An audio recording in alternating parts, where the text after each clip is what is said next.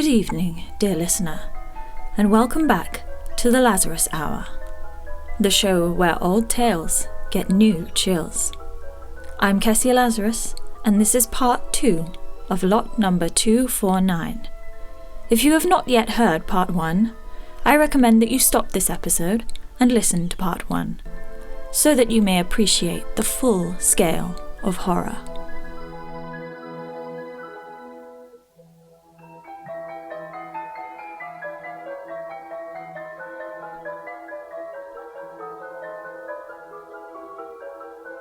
It was the day of the sculling match between Hasty and Mullins, and a steam of men were making their way down to the banks of the Isis.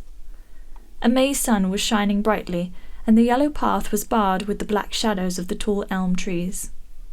On either side, the grey cottages lay back from the road, the hoary old mothers of mind looking out from their high, mullioned windows at the tide of young life which swept so merrily past them. Black-clad tutors, prim officials, pale-reading men, brown-faced, straw-hatted young athletes in white sweaters or many-coloured blazers were all hurrying towards the blue winding river which curves through the Oxford meadows. Abercrombie Smith, with the intuition of an old oarsman, chose his position at the point where he knew that the struggle, if there was a struggle, would come. Far off he heard the hum which announced the start, the gathering roar of the approach, the thunder of running feet, and the shouts of the men in the boats beneath him. A spray of half-clad, deep-breathing runners shot past him, and craning over their shoulders, he saw Hasty pulling a steady 30 sticks, while his opponent, with a jerky 40, was a good boat's length behind him. Smith gave a cheer for his friend, and pulling out his watch, was starting off again for his chambers, when he felt a touch upon his shoulder, and found that young Monkhouse Lee was beside him. "I saw you there," he said, in a timid, deprecating way. "I wanted to speak to you. If you could spare me half an hour. This cottage is mine. I share it with Harrington of King's. Come in and have a cup of tea." "I must be back presently," said Smith. "I'm hard on the grind at present, but I'll come in for a few minutes with pleasure. I wouldn't have come out, only Hasty is a friend of mine." "So he is of mine. Hasn't he a beautiful style? Mullins wasn't in it. But come into the cottage. It's a little den of a place, but it is pleasant to work in during the summer months." It was a small, square, white building, with green doors and shutters, and a rustic trellis work porch, standing back some 50 yards from the river's bank. Inside, the main room was roughly fitted up as a study. Deal table, unpainted shelves with books, and a few cheap oleographs upon the wall. A kettle sang upon the spirit stove, and there were tea things upon the tray on the table. "Try the chair and have a cigarette," said Lee. "Let me pour you out a cup of tea. It's good of you to come in, for I know that your time is a good deal taken up. I wanted to say to you that, if I were you, I should change my rooms at once." "Eh?" Smith sat staring with a lighted match in one hand and his unlit cigarette in the other. "Yes, it must seem very extraordinary, and the worst of it is that I cannot give my reasons, for I am under a solemn promise, a very solemn promise. But I may go so far as to say that I don't think Bellingham is a safe man to live near. I intend to camp out here as much as I can for a time." "Not safe? What do you mean?" "Ah, that's what I mustn't say. But do take my advice and move your rooms. We had a grand row today. You must have heard us, for you came down the stairs." "I saw that you'd fallen out." "He's a horrible chap, Smith. That is the only word for him. I have had doubts about him ever since that night when he fainted. You remember, when you came down. I taxed him today, and he told me things that made my hair rise, and wanted me to stand in with him. I am not straight-laced, but I am a clergyman's son, you know, and I think there are some things which are quite beyond the pale. I only thank God that I found him out before it was too late, for he was to have married into my family." "This is all very fine, Lee," said Abercrombie Smith curtly, "but either you are saying a great deal too much, or a great deal too little. I give you a warning." "If there is a real reason for warning, no promise can bind you. If I see a rascal about to blow a place up with dynamite, no pledge will stand in my way of preventing him." "Ah, but I cannot prevent him, and I can do nothing but warn you." "Without saying what you warn me against?" "Against Bellingham." "But that is childish. Why should I fear him, or any man?" "I can't tell you. I can only entreat you to change your rooms. You are in danger where you are. I don't even say that Bellingham would wish to injure you, but it might happen, for he's a dangerous neighbour just now. Perhaps I know more than you think, said Smith, looking keenly at the young man's boyish, earnest face. Suppose I tell you that someone else shares Bellingham's rooms. Monkhouse Lee sprang from his chair in uncontrollable excitement. You know, then, he gasped. A woman. Lee dropped back again with a groan. My lips are sealed, he said. I must not speak. Well, anyhow, said Smith, rising, it is not likely that I shall allow myself to be frightened out of rooms which suit me very nicely. It would be a little too feeble for me to move out all my goods and chattels, because you say that Bellingham might in some unexplained way do me an injury. I think that I'll just take my chance and stay where I am, and as I see that it's nearly 5 o'clock, I must ask you to excuse me. He bade the young student adieu in a few curt words, and made his way homeward through the sweet spring evening, feeling half ruffled, half amused, as any other strong, unimaginative man might who has been menaced by a vague and shadowy danger. There was one little indulgence which Abercrombie Smith always allowed himself, however closely his work might press upon him. Twice a week, on the Tuesday and the Friday, it was his invariable custom to walk over to Farlingford, the residence of Dr. Plumtree Peterson, situated about 1.5 miles out of Oxford. Peterson had been a close friend of Smith's elder brother Francis, and as he was a bachelor, fairly well-to-do, with a good cellar and a better library, his house was a pleasant goal for a man who was in need of a brisk walk. Twice a week, then, the medical student would swing out there along the dark country roads, and spend a pleasant hour in Peterson's comfortable study, discussing over a glass of port the gossip of the varsities, the latest developments of medicine or of surgery. On the day which followed his interview with Monkhouse Lee, Smith shut up his books at 8:15, the hour when he usually started for his friend's house. As he was leaving his room, however, his eyes chanced to fall upon one of the books which Bellingham had lent him, and his conscience pricked him for not having returned it. However repellent the man might be, he should not be treated with discourtesy. Taking the book, he walked downstairs and knocked at his neighbour's door. There was no answer, but on turning the handle he found that it was unlocked. Pleased at the thought of avoiding an interview, he stepped inside and placed the book with his card upon the table. The lamp was turned half down, but Smith could see the details of the room plainly enough. It was all much as he had seen it before. The frieze, the animal-headed gods, the banging crocodile, and the table littered over with papers and dried leaves. The mummy case stood upright against the wall, but the mummy itself was missing. There was no sign of any second occupant of the room, and he felt, as he withdrew, that he had probably done Bellingham an injustice. Had he a guilty secret to preserve, he would hardly leave his door open so that all the world might enter. The spiral stair was as black as pitch, and Smith was slowly making his way down its irregular steps, when he was suddenly conscious that something had passed him in the darkness. There was a faint sound, a whiff of air, a light brushing past his elbow, but so slight that he could scarcely be certain of it. He stopped and listened, but the wind was rustling among the ivy outside, and he could hear nothing else.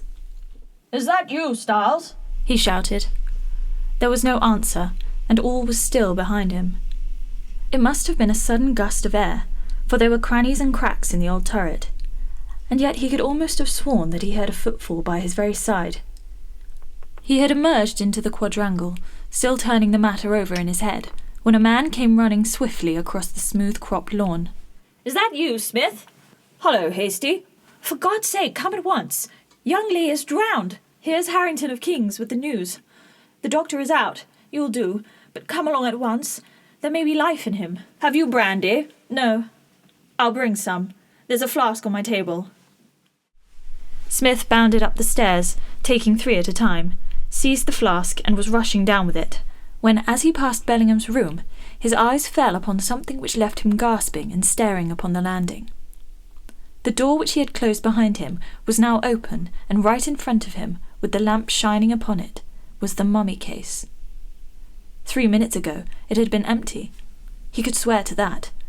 Now it framed the lank body of its horrible occupant, who stood grim and stark with his black shriveled face towards the door. The form was lifeless and inert, but it seemed to Smith as he gazed that there still lingered a lurid spark of vitality, some faint sign of consciousness in the little eyes which lurked in the depths of the hollow sockets. So astounded and shaken was he that he had forgotten his errand, and was still staring at the lean, sunken figure, when the voice of his friend below recalled him to himself. "Come on, Smith. It's life and death, you know. Hurry up. Now then," he added, as the medical student reappeared. "Let us do a sprint. It is well under a mile, and we should do it in 5 minutes. A human life is better worth running for than a pot." Neck and neck they dashed through the darkness, and did not pull up until, panting and spent, they had reached the little cottage by the river. Young Lee, limp and dripping like a broken water plant, was stretched upon the sofa, the green scum of the river upon his black hair, and a fringe of white foam upon his leaden-hued lips. Beside him knelt his fellow student Harrington, endeavouring to chafe some warmth back into his rigid limbs. "I think there is life in him," said Smith, with his hand to the lad's side. "Put your watch-glass to his lips. Yes, there's dimming on it. You take the arm, Hasty. Now work it as I do, and we'll soon pull him round." For 10 minutes they worked in silence, inflating and depressing the chest of the unconscious man. At the end of that time, a shiver ran through his body, his lips trembled, and he opened his eyes. The 3 students burst out into an irrepressible cheer. "Wake up, old chap. You frightened us quite enough. Have some brandy. Take a sip from the flask." "He's all right now," said his companion Harrington. "Heavens, what a fright I got. I was reading here, and he had gone for a stroll as far as the river, when I heard a scream and a splash. Out I ran, and by the time that I could find him and fish him out, all life seemed to have gone. Then Simpson couldn't get a doctor, for he had a game leg, and I had to run. And I don't know what I would have done without you fellows. That's right, old chap. Sit up." Monkhouse Lee had raised himself on his hands and looked wildly about him. "What's up?" he asked. "I've been in the water. Ah, yes, I remember." A look of fear came into his eyes, and he sank his face into his hands. "How did you fall in? I didn't fall in." "How then?" "I was thrown in. I was standing by the bank, and something from behind me picked me up like a feather and hurled me in. I heard nothing, and I saw nothing, but I know what it was for all that." "And so do I," whispered Smith. Lee looked up with a quick glance of surprise. "You've learned, then," he said. "You remember the advice I gave you?" "Yes, and I begin to think that I shall take it." "I don't know what the deuce you fellows are talking about," said Hasty. "But I think if I were you, Harrington, I should get Lee to bed at once. It will be time enough to discuss the why and the wherefore when he is a little stronger, I think. Smith, you and I can leave him alone now. I'm walking back to college. If you are coming in that direction, we can have a chat." But it was little chat that they had upon their homeward path. Smith's mind was too full of the incidents of the evening. The absence of the mummy from his neighbour's rooms, the step that passed him on the stair, the extraordinary, inexplicable reappearance of the grisly thing, and then this attack upon Lee, corresponding so closely to the previous outrage upon another man against whom Bellingham bore a grudge. All this settled in his thoughts, together with the many little incidents which had previously turned him against his neighbour, and the singular circumstances under which he was first called into him. What had been a dim suspicion, a vague fantastic conjecture, had suddenly taken form and stood out in his mind as a grim fact, a thing not to be denied. And yet, how monstrous it was, how unheard of, how entirely beyond all bounds of human experience. An impartial judge, or even the friend who walked by his side, would simply tell him that his eyes had deceived him, that the mummy had been there all the time, that young Lee had tumbled into the river as any other man tumbles into a river, and that the blue pill was the best thing for a disordered liver. He felt that he would have said as much if the positions had been reversed. And yet he could swear that Bellingham was a murderer at heart, and that he wielded a weapon such as no man had ever used in all the grim history of crime. Hasty had branched off to his rooms with a few crisp and emphatic comments upon his friend's unsociability, and Abercrombie Smith crossed the quadrangle to his corner turret with a strong feeling of repulsion for his chambers and their associations. He would take Lee's advice and move his quarters as soon as possible, for how could a man study when his ear was ever straining for every murmur or footstep in the room below? He observed, as he crossed over the lawn, that the light was still shining in Bellingham's window. and as he passed up the staircase, the door opened, and the man himself looked out at him. With his fat, evil face, he was like some bloated spider fresh from the weaving of its poisonous web. "Good evening," said he. "Won't you come in?" "No," cried Smith, fiercely. "No? Are you busy as ever? I wanted to ask you about Lee. I was sorry to hear that there was a rumour that something was amiss with him." His features were grave, but there was the gleam of a hidden laugh in his eyes as he spoke. Smith saw it, and he could have knocked him down for it. "You'll be sorrier to hear that Monkhouse Lee is doing very well, and is out of all danger," he answered. "Your hellish tricks have not come off this time. Oh, you needn't try to brazen it out. I know all about it." Bellingham took a step back from the angry student, and half closed the door as if to protect himself.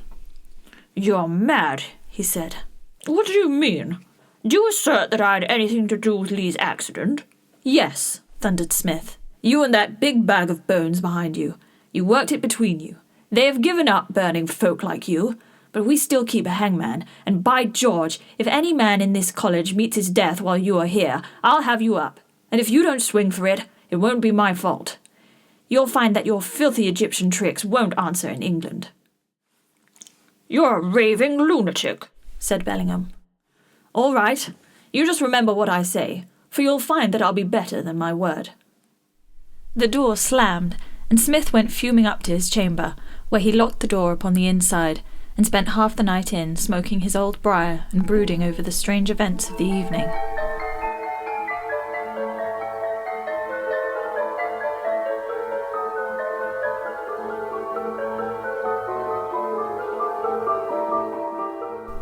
Next morning, Abercrombie Smith heard nothing of his neighbour, but Harrington called upon him in the afternoon to say that Lee was almost himself again. All day Smith stuck fast to his work. He determined to pay the visit to his friend Dr. Peterson, upon which he had started upon the night before.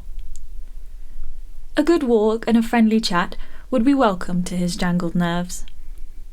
Bellingham's door was shut as he passed, but glancing back when he was some distance from the turret, he saw his neighbour's head at the window outlined against the lamplight, his face pressed apparently against the glass as he gazed out into the darkness.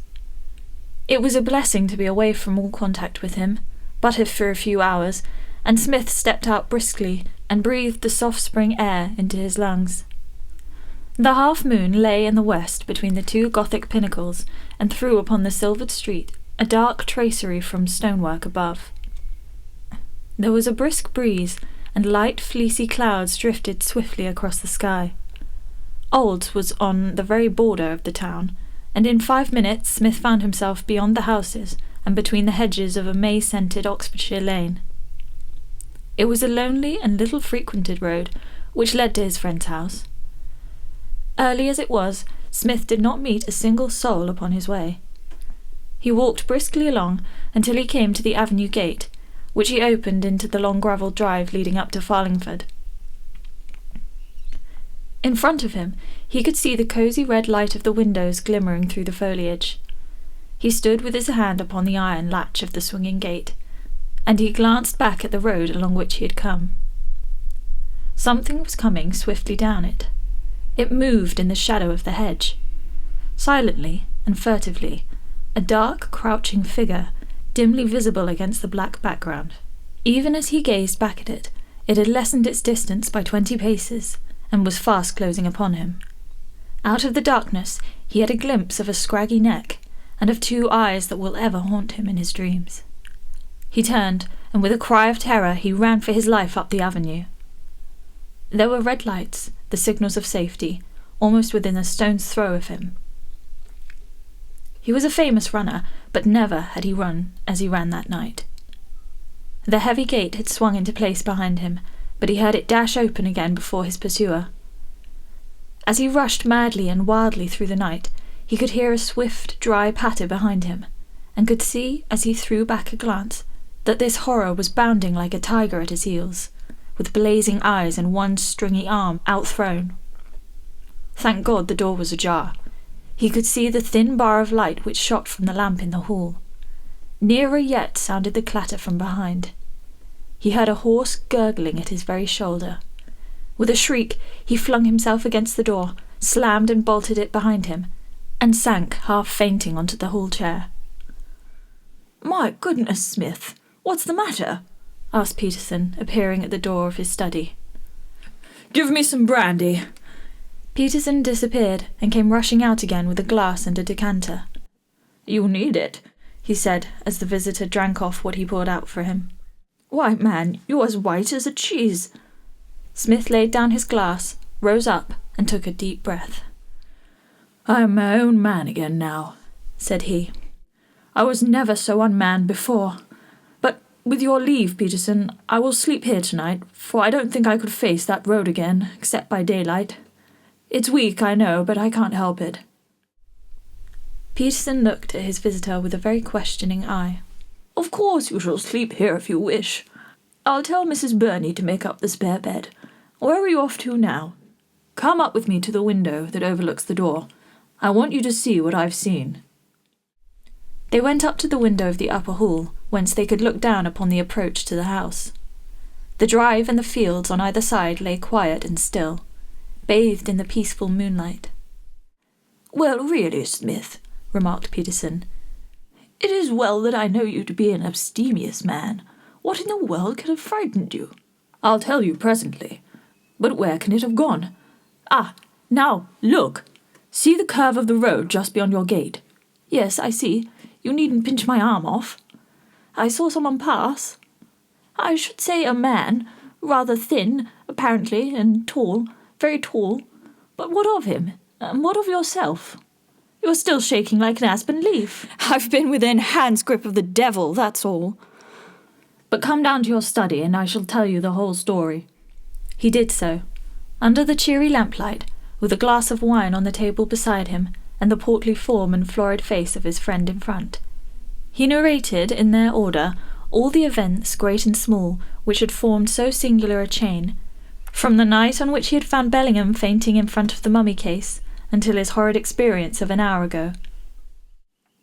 "There now," he said as he concluded. "That's the whole black business. It is monstrous and incredible, but it is true." Dr. Plumtree Peterson sat for some time in silence, with a very puzzled expression upon his face. "I've never heard of such a thing in my life, never," he said at last. "You've told me the facts. Now tell me your inferences. You can draw your own, but I should like to hear yours. You have thought over the matter, and I have not." "Well, it must be a little vague in detail, but the main points seem to be clear enough. This fellow, Bellingham, in his Eastern studies, has got hold of some infernal secret by which a mummy, or possibly only this particular mummy, can be temporarily brought to life. He was trying this disgusting business on the night when he fainted. No doubt the sight of the creature moving had shaken his nerve, even though he had expected it. You remember that almost the first words he said were to call upon himself as a fool. Well, he got more hardened afterwards, and carried the matter through without fainting. The vitality which he could put into it was evidently only a passing thing, for I have seen it continually in its case as dead as the table. He had some elaborate process, I fancy, by which he brings the thing to pass. Having done it, he naturally bethought him that he might use the creature as an agent. It has intelligence, and it has strength. For some purpose he took Lee into his confidence, but Lee, like a decent Christian, would have nothing to do with such a business. Then they had a row, and Lee vowed that he would tell his sister of Bellingham's true character. Bellingham's game was to prevent him, and he nearly managed it by setting the creature off on his track. He had already tried his powers upon another man, Norton, towards whom he had a grudge. It is the merest chance that he has not 2 murders upon his soul. He had the strongest reason for wishing to get me out of the way before I could convey my knowledge to anyone else. He got his chance when I went out, for he knew my habits and where I was bound for. I have had a narrow shave, Peterson, and it is mere luck you didn't find me on your doorstep in the morning.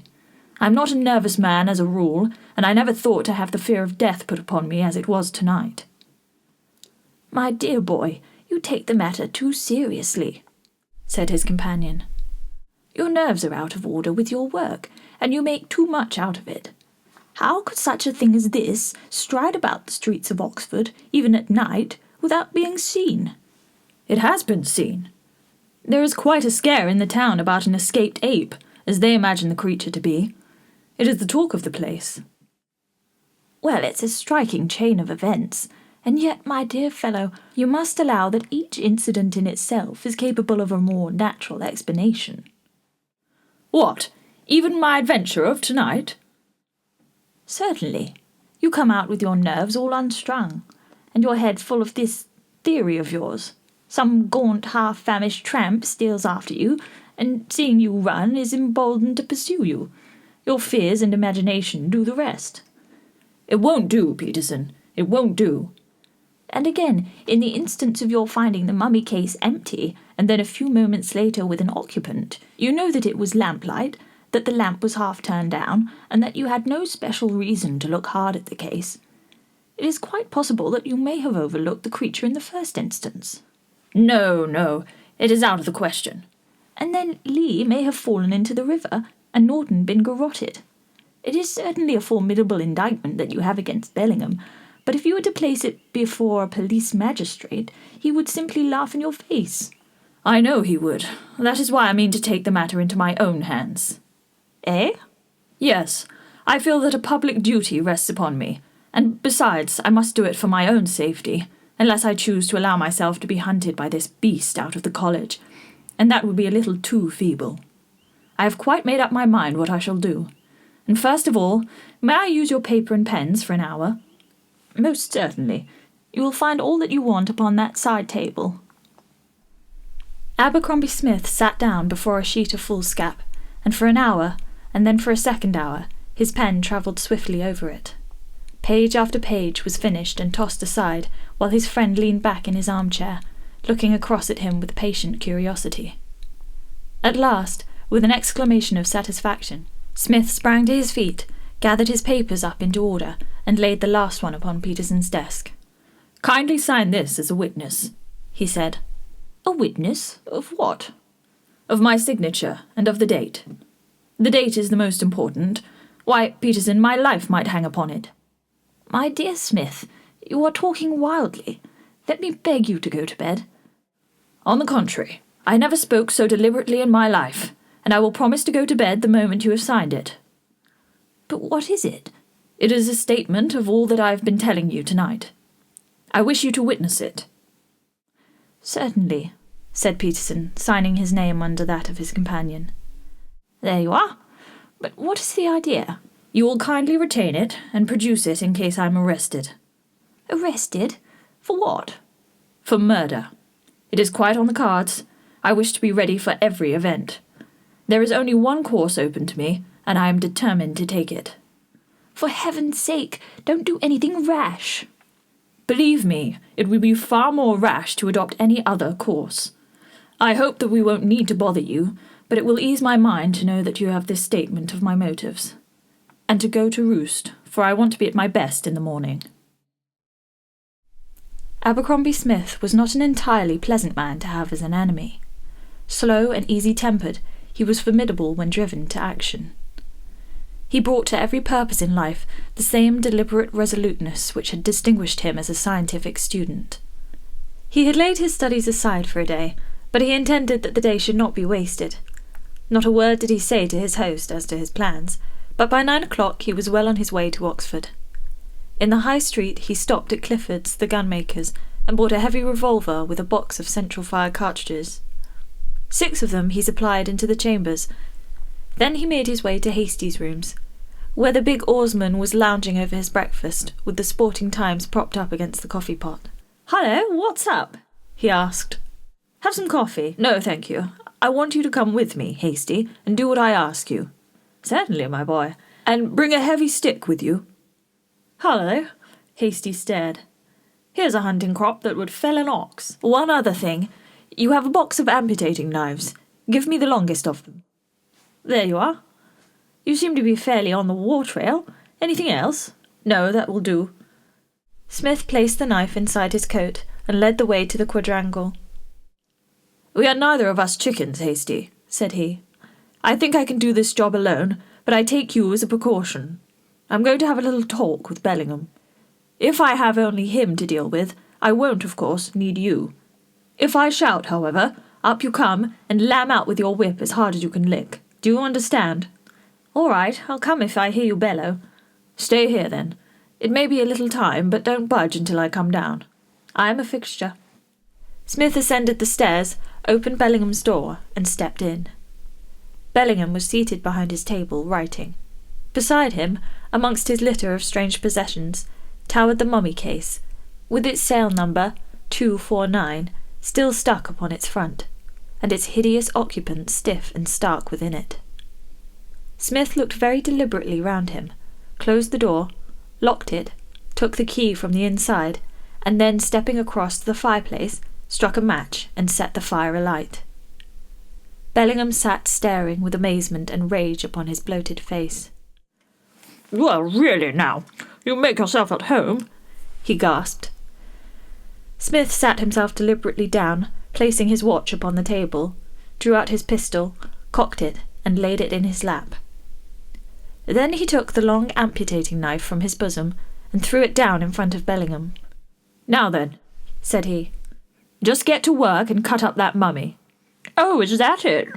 said Bellingham with a sneer. "Yes, that is it. They tell me that the law can't touch you, but I have a law that will set matters straight. If in 5 minutes you have not set to work, I swear by the God who made me that I will put a bullet through your brain." "You would murder me?" Bellingham had half risen, and his face was the colour of putty. "Yes. And for what?" "To stop your mischief. 1 minute has gone." "But what have I done?" "I know, and you know." "This is mere bullying." 2 minutes are gone." "But you must give reasons. You're a madman, a dangerous madman. Why should I destroy my own property? It is valuable mummy." "You must cut it up, and you must burn it." "I will do no such thing." 4 minutes are gone. Smith took up the pistol, and he looked towards Bellingham with an inexorable face. As the second hand stole round, he raised his hand, and the finger twitched upon the trigger. There, I'll do it," screamed Bellingham. In a frantic haste he caught up the knife and hacked at the figure of the mummy, ever glancing round to see the eye and the weapon of his terrible visitor bent upon him.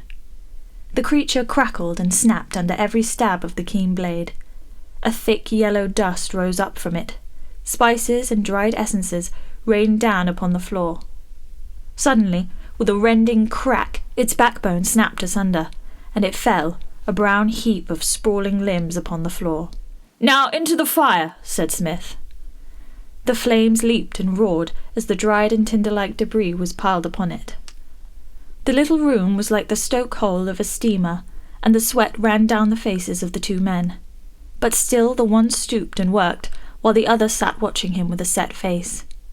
A thick, fat smoke oozed out from the fire, and a heavy smell of burned rosin and singed hair filled the air. In a quarter of an hour, a few charred and brittle sticks were all that was left of lot number 249. "Perhaps that will satisfy you," snarled Bellingham, with hate and fear in his little grey eyes as he glanced back at his tormentor. "No, I must take a clean sweep of all your materials. We must have no more devil's tricks. In with all these leaves. They may have something to do with it." "And what now?" asked Bellingham, when the leaves also had been added to the blaze.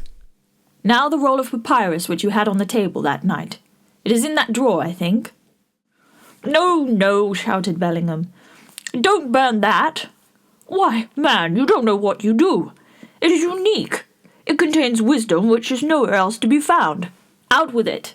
"But look here, Smith, you can't really mean it. I'll share the knowledge with you. I'll teach you all that's in it. Or stay, let me only copy it before you burn it."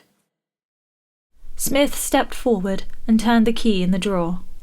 Taking out the yellow, curled roll of paper, he threw it into the fire and pressed it down with his heel.